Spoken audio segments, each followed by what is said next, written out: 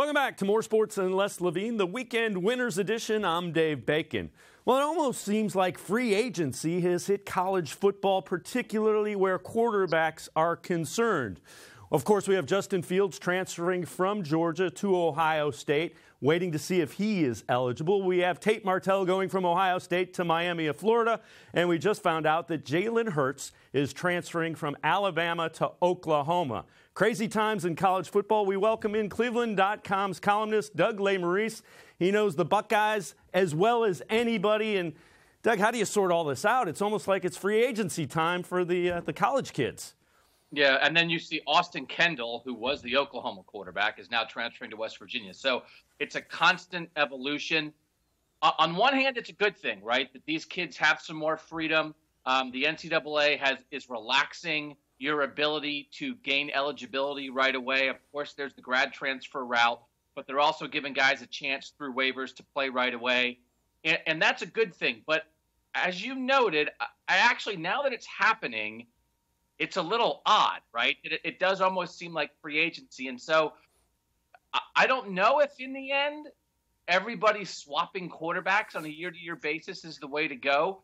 But you know what? It's probably the right thing for the kids. And when you're the kid, right, the programs are going to be okay. You only get one shot at these. So if you're Tate Martell and Justin Fields is here and you want to play, you probably need to go. So I think we are entering a new era, and I think in the end it's probably the best thing for the players, and that's what matters. Now, Fields was a highly regarded high school quarterback, wasn't able to dethrone Jake Fromm at Georgia. What has to happen in order for him to be eligible to play for the Buckeyes next season? That's not a lockdown gimme, but it is possible. Yeah, I mean, I think it's very likely. It would not have unfolded this way if it wasn't going to happen. So you have to apply for a waiver. There are like basically 4 specifications in this new process of how you can get a waiver to play immediately.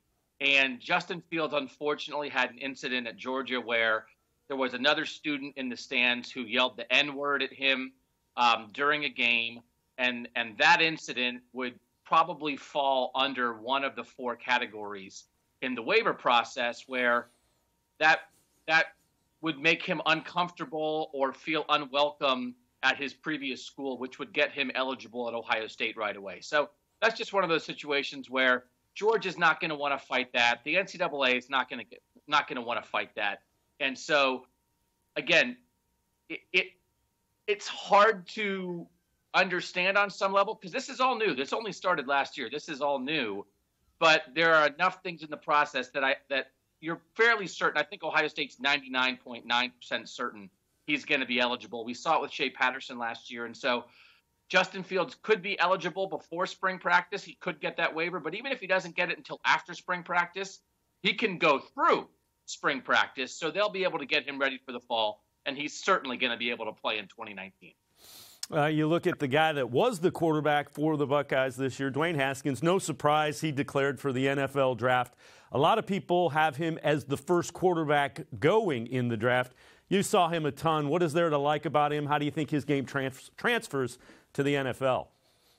He's an old school NFL quarterback. And so I do have a little bit of a question. It seems like the most successful quarterbacks coming out of college in recent years, Patrick Mahomes, Carson Wentz, Baker Mayfield, Deshaun Watson, a lot of these guys have running ability and pretty good athleticism beyond their throwing ability. And I think Dwayne is not maybe quite the runner and doesn't have quite the mobility on that level. So under pressure, getting out of the pocket on a blitz, on a rush, how's he going to handle that? I think he has to answer that question, but he can sling it. He's accurate. He has a big arm. He can read defenses. He has a great understanding of the game. I think he's going to do great on the whiteboard when he meets with teams at the Combine. So Kyler Murray throws in a monkey wrench a little bit. Kyler Murray is a completely different kind of quarterback, obviously, than Dwayne Haskins.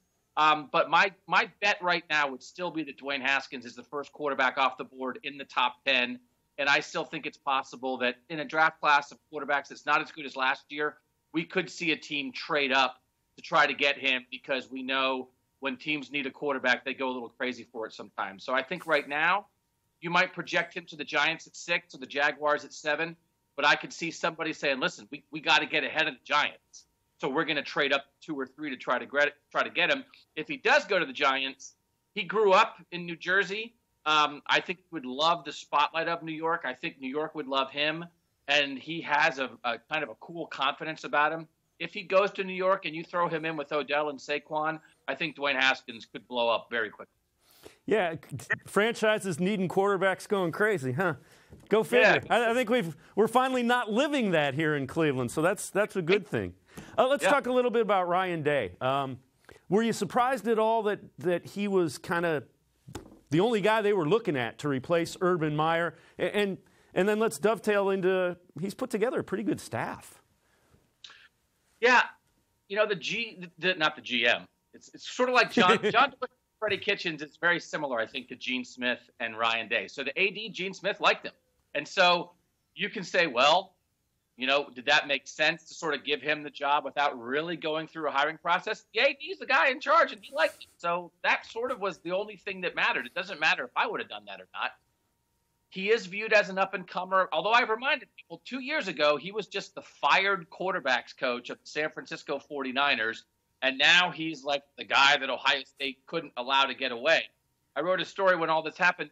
2 years ago, Freddie Kitchens and Ryan Day were the quarterback coaches of the Arizona Cardinals and the San Francisco 49ers, and who figured that the future of Ohio football was in the NFC West 2 years ago. So things happen very quickly. But he's smart.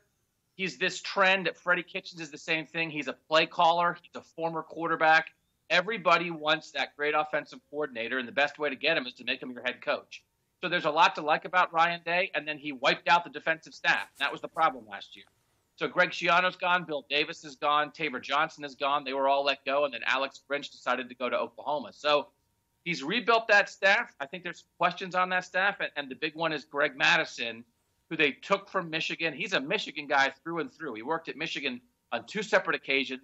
He's been there the last 8 years. In his career, he worked for the dad, Jack Harbaugh, and both Harbaugh's sons, Jim and John. He is totally connected to Michigan. He also worked for Urban Meyer at Florida. But this guy is blue and maize and blue, baby, and now he's scarlet gray. And so I do think that's a little weird. It's not the first time that somebody has gone from one school to the other in the rivalry. It might be the first. I mean, Bo, right? Michigan's great head coach was an Ohio State assistant. He wasn't at Ohio State for a decade, though. So it's a little strange, and he hasn't been the defensive coordinator at Michigan the last 4 years, and now he's the co-coordinator at Ohio State. So he's been around, he's been good, but he's a Michigan guy who got a promotion to come to Ohio State. So I will be watching that. I think it's interesting. I'm not sure it's guaranteed to work, but the defense has to be better than it was last year, so that's a step up for Ohio State. Doug Lesmerises from Columbus. Appreciate it very much. Columnist for cleveland.com. You can read them. We appreciate you joining us here on More Sports and Les Levine, the Weekend Winners Edition.